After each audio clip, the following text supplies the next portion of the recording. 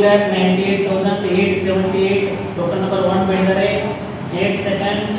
7 5 4 3 2 1 close.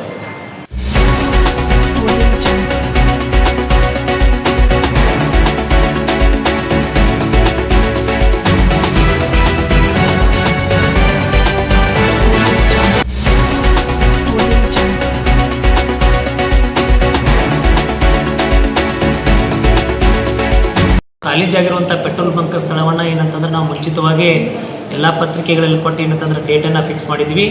ಇವತ್ತು 11 ಗಂಟೆಗೆ ಏನಂತಂದ್ರೆ ಸಮಯವನ್ನು ನಿಗದಿಪಡಿಸಿದ್ವಿ.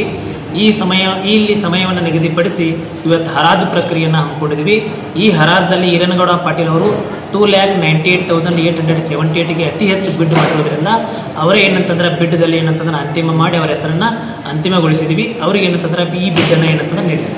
ಎಷ್ಟು ಜನ ಪಾಲ್ಗೊಂಡಿದ್ರು ಸರ್ ಬಿಡ್ಡಿಂಗ್? ಇದರಲ್ಲಿ ಒಟ್ಟು 3 ಜನ ಪಾಲ್ಗೊಂಡಿದ್ರು. 3ರಲ್ಲಿ ಅತಿ ಹೆಚ್ಚು ಬಿಡಿದವರು ಏನಂತಂದ್ರೆ ಇವರಿಗೆ ಏನಂತಂದ್ರೆ ಈ ಜಾಗವನ್ನು 12 ವರ್ಷ ಏನಂತಂದ್ರೆ ಲೀಸ್ ಮೇಲೆ ಕೊಟ್ಟಿದ್ದೀವಿ. 12 ವರ್ಷ ಕೊಟ್ಟಿದ್ದೀವಿ ಸರ್. ಸಫಿಷಿಯೆಂಟ್ ಬಂದಿದೆಯಾ? ತೃಪ್ತಿದಾಯಕವಾಗಿ ಬಿಟ್ಟಾಗಿದೆ? ಎಸ್, ಪ್ರತಿ ತಿಂಗಳಿಗೆ 2,98,878 ರೂಪಾಯಿ ಅಂತಂದ್ರೆ ಇದು ಒಳ್ಳೆಯ ಏನಂತಂದ್ರೆ ಬಿಡ್ಡು.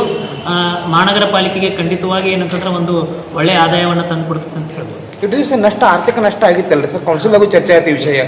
ಇದೇನಾಗಿತ್ತು ಅಂದರೆ ಈಗಾಗಲೇ ಒಂದು ಕಡೆ ಕೊಟ್ಟಿದ್ರು, ಕೋರ್ಟ್ ಡಿಸ್ಪ್ಯೂಟ್ ಆಗಿತ್ತು. ಕೋರ್ಟ್ದಲ್ಲಿ ಏನಂತಂದ್ರೆ ಕೇಸ್ ಇರೋದ್ರಿಂದ ಇದೆಲ್ಲ ಡಿಲೇ ಆಯಿತು.